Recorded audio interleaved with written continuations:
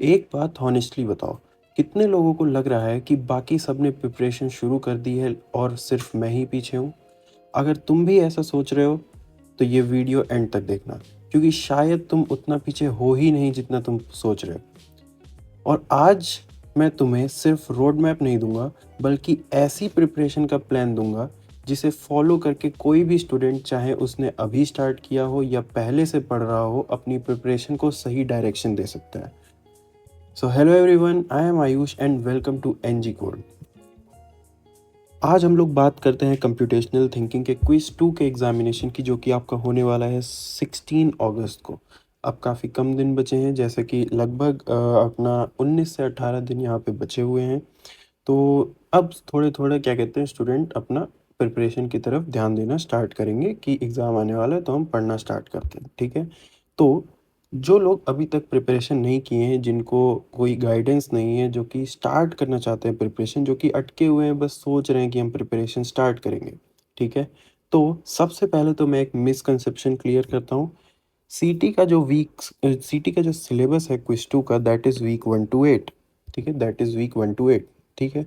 लेकिन यहाँ पे जो वीक 1 to 4 है वो होगा बेसिक्स, और जो आपके क्वेश्चंस पूछे जाएंगे वो बेस्ड होंगे वीक 5 to 8 पे। ठीक है। क्वेश्चंस जिनका कॉन्सेप्ट है वो वीक 5 to 8 पे होगा। लेकिन सिंस हम लोग उन्हीं क्वेश्चंस में बेसिक्स, जैसे कि प्रोसीजर हो गया, अपना आइट्रेशंस वगैरह हो गया, ये सब तो वीक 1 4 का पार्ट था। ठीक है।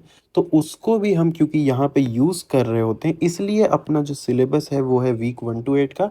लेकिन जो मेजर अपना क्या कहते हैं क्वेश्चन पूछे जाएंगे, जो कॉन्सेप्ट्स यूज़ होंगे, जैसे कि लिस्ट, डिक्शनरीज, ये सब कौन से वीक्स के पार्ट हैं? ये सब है वीक 5 to 8 का पार्ट। ठीक है। इसी चीज़ को देख के बहुत सारे स्टूडेंट्स पैनिक कर देते हैं कि इतना सब कैसे होगा। ठीक है, इतना सब कैसे होगा? तो बहुत ज़्यादा नहीं है। हमें क्या कहते हैं, वीक 1 to 4 के बेसिक्स पता होने चाहिए। सिंस आप लोग क्विज 1 दे के आए हैं, तो आई होप आप लोगों के बेसिक्स तो 1 to 4 के क्लियर होंगे। ठीक है। अगर आप क्विज 2 देने जा रहे हैं, तो अगर आपके बेसिक्स क्लियर हैं, आपको मेजर फोकस रखना है वीक 5 to 8 पे। ठीक है।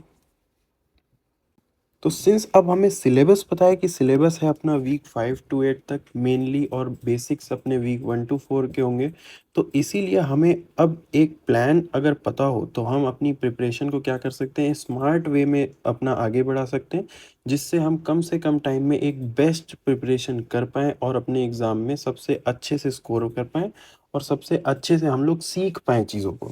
ठीक है। तो सबसे पहले आपका माइंडसेट कैसा होना चाहिए आपकी प्रिपरेशन के लिए? अपने माइंडसेट को सेटअप करना एक बहुत ही इम्पोर्टेंट बात है। ठीक है। अगर तुमने अभी तक प्रिपरेशन प्रॉपरली स्टार्ट नहीं की है, तो प्लीज़ ये मत सोचना कि रेस ख़त्म हो गई। ठीक है। हर सेमेस्टर में ऐसे स्टूडेंट्स होते हैं जो कि लास्ट 7 से 10 दिन में स्ट्रक्चर्ड प्रिपरेशन करके बहुत अच्छा स्कोर करते हैं। ठीक है। यहाँ पे डिफरेंस इंटेलिजेंस का नहीं है, डिफरेंस होता है डायरेक्शन का, कि किस डायरेक्शन में आप प्रिपेयर कर रहे हैं। आपकी क्या कहते हैं, जो आपकी डायरेक्शन है वो स्मार्ट होनी चाहिए। हार्ड वर्किंग काफ़ी लोग होते हैं, कुछ स्टूडेंट होंगे जो कि 1 महीने से पढ़ रहे होंगे, जिनको हर एक चीज़ बहुत अच्छे से आता है, वो इस टाइम प्रैक्टिस कर रहे होंगे। लेकिन कुछ स्टूडेंट ऐसे होंगे जो कि लास्ट के 5 दिन में भी पढ़ के टॉप स्कोर ला सकते हैं, 95 प्लस स्कोर लाते हैं। ठीक है, ऐसे स्टूडेंट हर जगह होते हैं। तो आपको भी उन स्टूडेंट में अगर आना है, तो आपको भी एक प्रॉपर डायरेक्शन चाहिए होगी, एक क्या कहते हैं सिस्टमैटिक प्लान चाहिए होगा। अगर आप उस स्ट्रक्चर्ड वे में पढ़ते हैं, जिसमें आपको चीज़ें समझ में भी आ रही हैं, साथ में आप उसको अप्लाई करना सीख पा रहे हो, तो मुझे नहीं लगता आप क्या कहते हैं कहीं पे भी फेल होने वाले हो। आप बहुत अच्छा ही स्कोर करोगे अपने एग्ज़ाम में। ठीक है। इन सारी चीज़ों के लिए ही हम लोगों ने इस रोड मैप को बनाया है, जिससे आप लोग की इस डायरेक्शन को हम डिफाइन कर पाएँ। ठीक है। अब ये रोड मैप में मैं स्टेप वाइज़ बताने वाला हूँ कि आपको कैसे चीज़ों को आगे लेके चलना है। ठीक है। तो स्टार्ट करते हैं अपने पहले स्टेप से। ठीक है। तो देखो, यहाँ पे जो मैं स्टेप्स बताने वाला हूँ, आपको इनको अप्लाई कैसे करना है। आपको क्या करना है, सिंस आपका सिलेबस क्या है, वीक 5 to 8 और 1 to 4 आपका बेसिक्स है। तो अगर आपको बेसिक्स में डाउट है, तो पहले आप 1 से 2 दिन देके आप क्या करो, आप वीक 1 to 4 के लिए मैं कहूँगा आप 2 से 3 दिन निकालो, और आप इन सारे बेसिक्स को क्लियर कर लो। किससे? वीक 1 to 4 के क्विज़ 1 के जो पीवाईक्यू हो, ठीक है, पीवाईक्यू हो, आप उनसे क्या कहते हैं वीक 1 टू 4 के सारे बेसिक्स क्लियर कर लो, आपका वीक 1 टू 4 हो जाएगा, ठीक है। वीक 1 टू 4 के जितने भी बेसिक्स थे वो आपके अच्छे से क्लियर हो जाएंगे। आप कोई भी 2-3 पीवाईक्यू को कर लो, और जो 2 से 3 दिन तो मैंने ज़्यादा बोल दिया, ठीक है। आप क्या कहते हैं इस टाइम में आप क्या कहते हैं वीक 1 टू 4 को आराम से प्रिपेयर कर लोगे, ठीक है। फिर आपका बचता है वीक 5 टू 8, वीक 5 टू 8 जो कि होगा अपना नया पोर्शन, जो कि हम लोग को नई चीज़ें पढ़नी है क्विज 2 के लिए।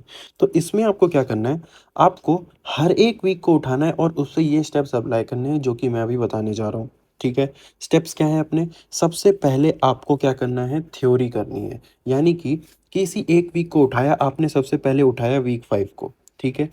पहले आप क्या करो, इस वीक की थ्योरी को कंप्लीट करो। थ्योरी मतलब डेफिनेशंस नहीं, थ्योरी मतलब वो नहीं, आप कॉन्सेप्ट को समझो, ठीक है। पहले आप इस वीक की थ्योरी पढ़ो, ठीक है। सीटी का मेन, अगर आप सीटी को बहुत इजी सब्जेक्ट कैसे बनाना है, आप उसके पीछे कॉन्सेप्ट को समझ लो। अगर आप कॉन्सेप्ट को समझ गए, सीटी इज़ वेरी इजी, ठीक है। CT is the easiest subject to score, ठीक है।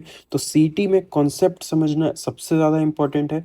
अगर आप किसी एक प्रॉब्लम के पीछे, किसी एक कोड के पीछे अगर आप ये समझ गए कि वो क्यों है, उसके पीछे वो क्या चीज़ वो सॉल्व कर रहा है, उसमें कैसे एक एक लाइन क्या क्या चेंजेस लाता है, क्यों वो हम लोग पढ़ रहे हैं, ठीक है। अगर आपको ये चीज़ें क्लियर हैं तो बहुत ही आसान हो जाएगा आपके लिए किसी भी क्वेश्चन को सॉल्व करना, ठीक है।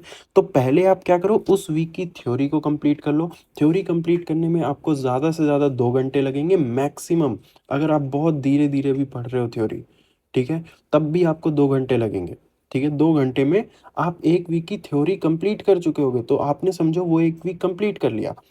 अब आपको नेक्स्ट क्या करना है, नेक्स्ट स्टेप पे जाने से पहले जब आप थ्योरी पढ़ लो तो आपको कुछ चीज़ें क्लियर हो जानी चाहिए कि आफ्टर स्टडीइंग द कॉन्सेप्ट आपको कुछ सवाल जो खुद से पूछने हैं, वो ये है कि ये कॉन्सेप्ट हमने क्यों ही यूज़ किया।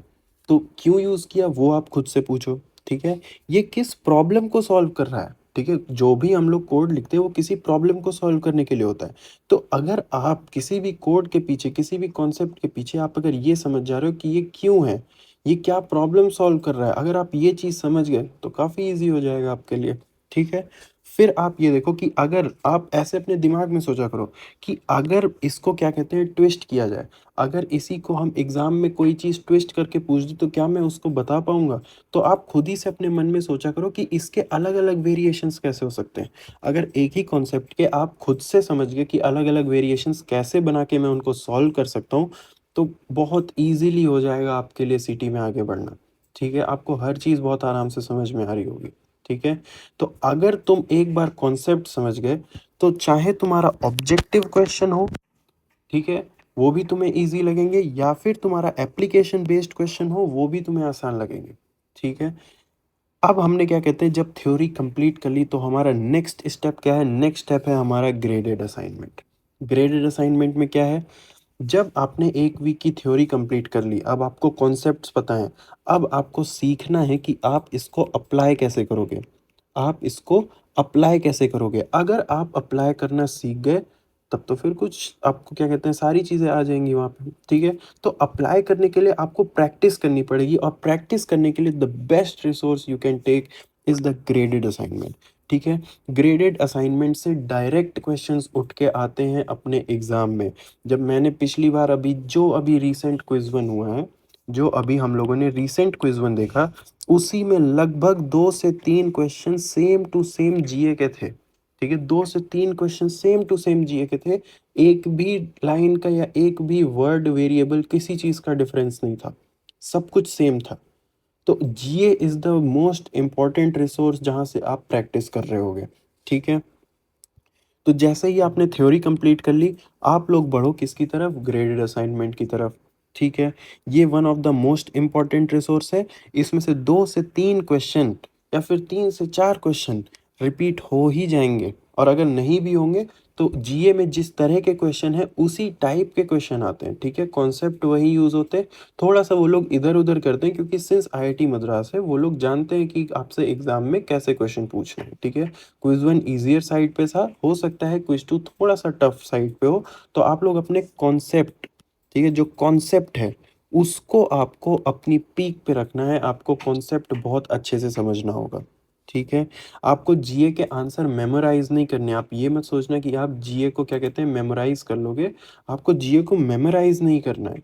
आपको जीए की प्रॉब्लम्स उठानी है, उस प्रॉब्लम में गिवन होगा कोड, तो आप बस ये मत देखो, आप शॉर्टकट मत लगाना, ठीक है? मैंने पहले भी कहीं काफ़ी जगह पढ़ाया हुआ है, तो जो स्टूडेंट मुझसे पढ़े हैं वो जानते हैं कि मैं जब भी पढ़ाता हूँ, एक प्रॉब्लम चाहे छोटा भी हो, वो में टाइम लग जाता है मुझे पढ़ाने में। ऐसा क्यों है? क्योंकि मैं जब एक प्रॉब्लम के कोड को देखता हूँ, एक भी प्रॉब्लम के सूडो कोड को अगर मैं देखता हूँ, तो उसमें मैं शॉर्टकट्स नहीं लगाता।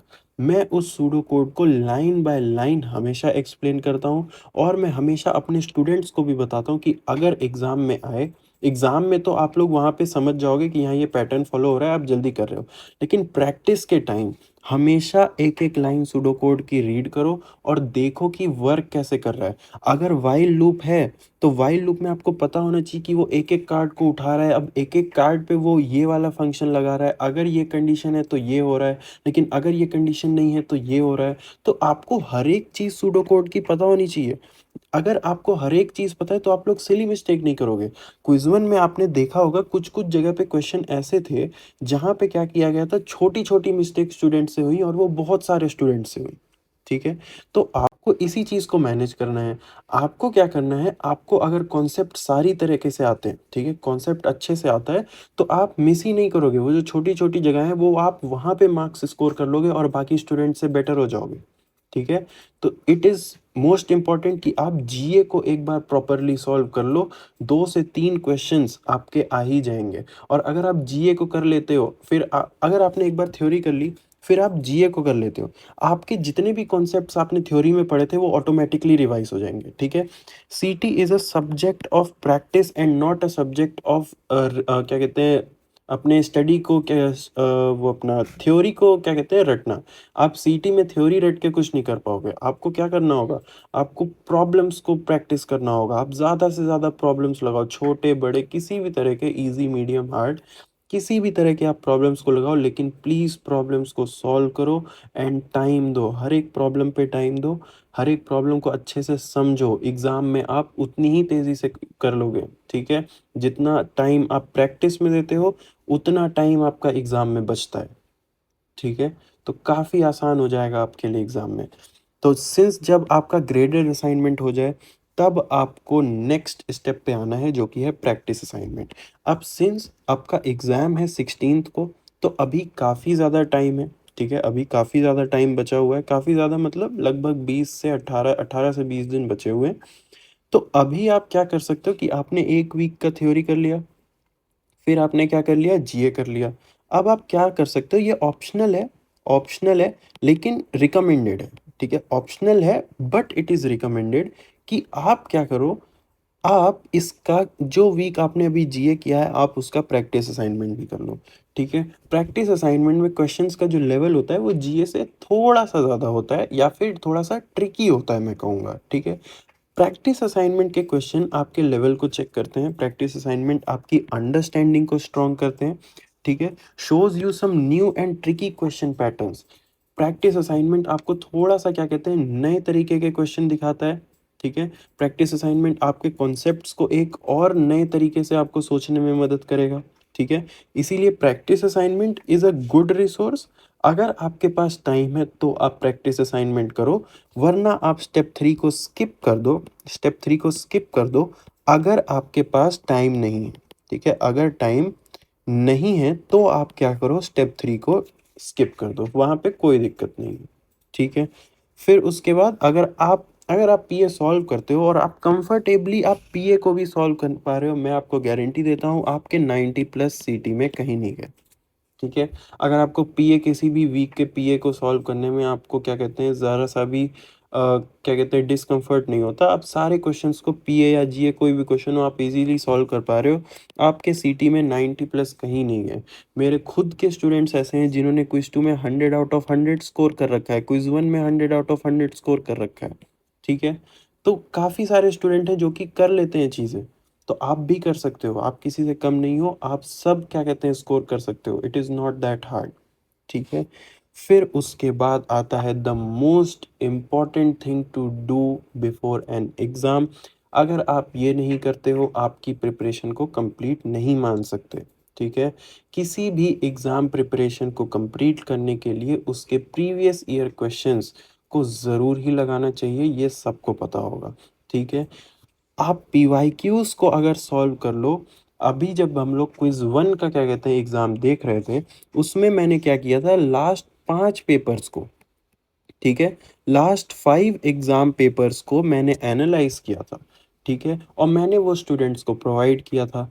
उस 5 एनालिसिस जो मैंने किया था, 5 एनालिसिस के पेपर से, उसमें से स्टूडेंट्स का कहना है कि 90% ऑफ द क्वेश्चन उसी एनालिसिस में से आए थे, ठीक है? 90% of the question, can you understand that? ठीक है, तो PYQs are that important. Quiz 2 के पहले, एग्जाम से पहले आपको 5 पीवाईक्यू मोस्ट रीसेंट 5 पीवाईक्यूज करना ही करना है, ठीक है? करना ही करना है, वो आप नहीं छोड़ सकते, आपको करना ही पड़ेगा, ठीक है? तो exam preparation isn't complete without PYQs. आपको क्या कहते हैं, पीवाईक्यूज को कंप्लीट करना पड़ेगा, पीवाईक्यूज को करिए, तब आपकी प्रिपरेशन परफेक्ट हो जाएगी, ठीक है? तो ये जो पीए वाली थिंग है, तो आपको बेसिकली क्या करना था, एक वीक उठाया, उसका जीए किया, उसका पीए किया अगर टाइम है, फिर नेक्स्ट वीक उठाया थ्योरी जीए पीए, वही पीए ऑप्शनल है, ठीक है? फिर नेक्स्ट वीक उठाया उसका जीए और थ्योरी, फिर नेक्स्ट वीक उठाया उसका जीए और थ्योरी। आपका सिलेबस कंप्लीट हो गया, आप सीधा आओ पीवाईक्यूज पे और बिना रुके पीवाईक्यूज को सॉल्व करना स्टार्ट करो, ठीक है? पीवाईक्यूज को सॉल्व करके हमें पता क्या चलता है, हमें पता चलता है कि एग्जाम किस लेवल का होता है, सबसे पहले हमें इसका आइडिया लग जाता है, ठीक है? और कॉन्सेप्ट क्या कहते हैं, बार बार रिपीट होते रहते हैं, हमें ये भी दिख जाता है। कॉन्सेप्ट अपने रिपीटिशन पे आते हैं तो उसमें कोई भी दिक्कत हमें नहीं होने वाली है क्वेश्चन को सॉल्व करते हुए, क्योंकि हर एक तरीके का क्वेश्चन हमने पहले से सॉल्व करा होता है, अगर आपने पीवाईक्यूज की पहले से अच्छे से प्रैक्टिस कर रखी है, ठीक है? अब हम आ जाते हैं कि प्रायोरिटी ऑर्डर क्या है, ठीक है? कि किस ऑर्डर, जो हमने अभी देखा, तो प्रायोरिटी ऑर्डर क्या है, सबसे पहले आप थ्योरी करो, फिर आप करो ग्रेडेड असाइनमेंट, उसके बाद आप प्रैक्टिस असाइनमेंट करो अगर आपके पास टाइम हो। इसको आपको रिपीट करना है हर एक वीक के लिए। जब आपने हर एक वीक के लिए ये चीज़ कर ली, तब आप क्या करो, अपने पीवाईक्यूज पे आ जाओ, और पीवाईक्यूज पे आते ही आप उन सारे पीवाईक्यूज को सॉल्व करो एंड करते जाओ जब तक आपका एग्ज़ाम आने वाला होता है, ठीक है? तो इस तरीके से अगर आप सीटी के लिए प्रिपेयर करते हो, तो मुझे नहीं लगता आपको कहीं पे भी कोई दिक्कत आने वाली है, ठीक है? हमेशा याद रखना, क्विज 2 एक और मैं बता देता हूँ कि जब आप एग्ज़ाम में अपने कंप्यूटर के सामने बैठोगे, वहाँ पे आपको क्या करना है, आपके सामने क्या कहते हैं काफ़ी सारे क्वेश्चन होंगे, ठीक है? 1-2 क्वेश्चन ऐसे होंगे जो कि चैलेंजिंग होंगे, जिस पे सोचने में आपका टाइम वेस्ट होगा। हमेशा आपको कभी भी एग्ज़ाम देते हुए क्या ध्यान रखना है, आपको एक क्वेश्चन देखना है, देख के लग रहा है बन जाएगा तो उसको टाइम दो, लेकिन अगर देख के ही वो क्लिक नहीं हो रहा, कभी भी उस क्वेश्चन पे टाइम मत देना, उसको करना स्किप, नेक्स्ट क्वेश्चन पे जाओ। अब अगर आपके पास 10 क्वेश्चन थे, आपने एक-एक करके हर क्वेश्चन को देखा, मान लो उसमें से 5 क्वेश्चन थे ऐसे जो कि आपके देखते ही बन गए, ठीक है? ये क्वेश्चन था जिस पे थोड़ा टाइम लगा लेकिन आपने बना लिया। लेकिन ये 2 क्वेश्चन थे जो कि क्या कहते हैं, अपने क्या कहते हैं, टाइम ले रहे थे और आपसे हो भी नहीं रहे थे। तो आप इसके आगे वाले क्वेश्चन को सॉल्व कर लो, जो आपसे हो पाएँ। फिर मान लो ये 3 क्वेश्चन बन गए, अब आपके पास थोड़ा-सा टाइम ज़्यादा रहेगा कि आप इन 3 क्वेश्चन पे ध्यान ज़्यादा दे पाओ, ठीक है? तो ये चीज़ आपको ध्यान रखनी है। जिन क्वेश्चन पे टाइम लग रहा है और आपको लग रहा है कि ये टफ है, ये अभी नहीं हो रहा है, तो उनको आप स्किप करो और नेक्स्ट क्वेश्चन को करो। आप ज़्यादा से ज़्यादा जो क्वेश्चन आपको आ रहे हैं, उनको सही करने का ट्राई करो, रेदर देन अपना टाइम वेस्ट करने का उन क्वेश्चंस पे जो कि आपसे देख के सॉल्व नहीं हो रहे। क्या पता अगर आप थोड़े टाइम बाद उस क्वेश्चन को वापस से फ्रेश माइंड से देखो, या फिर आप कुछ क्वेश्चन सॉल्व करने के बाद देखो, तो आपको अचानक से कुछ कॉन्सेप्ट ऐसा आ जाए, दिमाग में ऐसे क्लिक हो जाए कि हाँ, इसमें तो ये चीज़ लग रही है, तब आप इस क्वेश्चन को क्लिक कर पाओ। तो टाइम वेस्ट मत करना क्वेश्चन पे, आगे बढ़ना जब तक आपको क्या कहते हैं, सारे क्वेश्चन जो आपके होने वाले हैं वो कंप्लीट नहीं हो जाते, तब तक आपको करना रहना है, ठीक है? सो इस तरीके से आपकी प्रिपरेशन अगर रहती है, तो मुझे नहीं लगता आपको कोई भी कहीं पे भी दिक्कत आने वाली है, ठीक है? अब कुछ चीज़ें जो कि आपको अपने माइंड में रखनी चाहिए, ठीक है? अगर आप इन चीज़ों को अपने माइंड में रखोगे, तो मुझे लगता है इट इज़ वेरी गुड कि आपकी जो मेंटल हेल्थ है वो आपके एग्ज़ाम के साथ-साथ आपकी मेंटल हेल्थ भी सही रहेगी, ठीक है? जो कि बहुत इम्पोर्टेंट होता है आजकल के लिए, ठीक है? आजकल स्टूडेंट्स की मेंटल हेल्थ नहीं सही रहती ज़्यादा, तो मेरा ये मानना है कि आप लोग कुछ चीज़ें अपने दिमाग में रखो, उसके साथ प्रिपरेशन करो तो ज़्यादा बेटर रहेगा। तो एंड में मैं बस एक ही बात बोलना चाहूँगा कि अपनी प्रिपरेशन को किसी से कंपेयर मत करो, ठीक है? Don't compare your preparation with others, ठीक है? तुम्हें नहीं पता है कि दूसरा स्टूडेंट एक्चुअली में कितना प्रिपेयर्ड है और ऑनेस्टली कोई फ़र्क भी नहीं पड़ता, है ना? कॉम्पिटिशन हमेशा खुद से होता है, ठीक है? You are always competing with yourself, ठीक है? हमेशा खुद से कॉम्पिटिशन होता है, आपको क्या करना है be better than your yesterday अपने कल से आज आपको क्या करना है बेटर होना है। ठीक है? तो तुम ऑलरेडी प्रोग्रेस कर रहे हो। एक क्विज़ तुम्हारी कैपेबिलिटी नहीं डिसाइड करेगा, लेकिन एक डिसिप्लिन्ड प्रिपरेशन तुम्हारी परफ़ॉर्मेंस ज़रूर इम्प्रूव करेगी। ठीक है? अगर तुम्हारी प्रिपरेशन क्या कहते हैं डिसिप्लिन्ड है, ठीक है? मुझे ये पता है कि क्विज़ नहीं करेगा आपकी कैपेबिलिटी डिसाइड, लेकिन the hard work that you put in, the work that you put in for preparing for that exam, वो ज़रूर डिसाइड करता है कि आपका कैरेक्टर क्या है एंड आपका माइंडसेट क्या है। ठीक है? कि आपके पास अगर कोई गोल है तो आप उसकी तरफ जा सकते हो, आप कम से कम सोच सकते हो उसकी तरफ जाने का, ठीक है? आपको बैठे नहीं रहना है। आप आज ही से स्टार्ट करो, अभी से स्टार्ट करो, इसी मोमेंट से, तो आप कम से कम कुछ तो अचीव करोगे। ये मत सोचना कि अभी देख रहा हूँ वीडियो मैं इसको कल से करता हूँ, मैं इसको परसों से करता हूँ या फिर एक अभी मेरे पास 6:51 हो रहे हैं तो मैं इसको एक काम करता हूँ, मैं 7 बजे से करता हूँ। तो ये चीज़ें आप मत करो, ठीक है? ये काफ़ी स्टूडेंट करते होंगे। तो आपको क्या करना है अभी से स्टार्ट करो, ठीक है? अगर आप सोच रहे थे तो अभी उठो, अभी से स्टार्ट करो, ठीक है? If you follow the road map with proper discipline you can get the best result, ये मैं आपको गारंटी देता हूँ, ठीक है? आपके अच्छे मार्क्स कहीं नहीं जाएँगे, ठीक है? तो यही इसी के साथ हम लोग वीडियो एंड करते हैं। तो अगर आपको ये रोड मैप हेल्पफुल लगा हो तो वीडियो को लाइक ज़रूर करना और अपने फ्रेंड्स के साथ शेयर करना। मैं एनजी कोड पर कंप्यूटेशनल थिंकिंग क्विज 2 के important concept, PYQs, practice discussions and exam oriented videos जल्दी ही अपलोड करने वाला हूँ। And not just computational thinking, stats और मैथ्स, इनके लिए भी मैं ट्राई करूँगा कि मैं अपलोड कर पाऊँ। सिंस मेरा शेड्यूल थोड़ा-सा हेक्टिक है, मैं ट्राई करूँगा कि मैं इनके लिए भी अपलोड कर पाऊँ, आपके लिए रिसोर्सेज़ को प्रोवाइड कर पाऊँ। ठीक है? इसीलिए चैनल को सब्सक्राइब कर लो ताकि कोई भी इम्पोर्टेंट अपडेट आपसे मिस ना हो। ठीक है? अगर आपके पास कोई भी क्वेरी होती है, कोई भी आपके दिमाग में कोई चीज़ है, आपको लगता है कि आपकी बात कोई सुन नहीं रहा है या आंसर नहीं कर रहा, तो आप क्या कहते हैं अपना कमेंट लीव कर दीजिए, मैं उसका रिप्लाई ज़रूर करूँगा। ठीक है? तो मिलता हूँ मैं आपसे नेक्स्ट वीडियो में। Until then keep learning and keep building yourself. Thank you.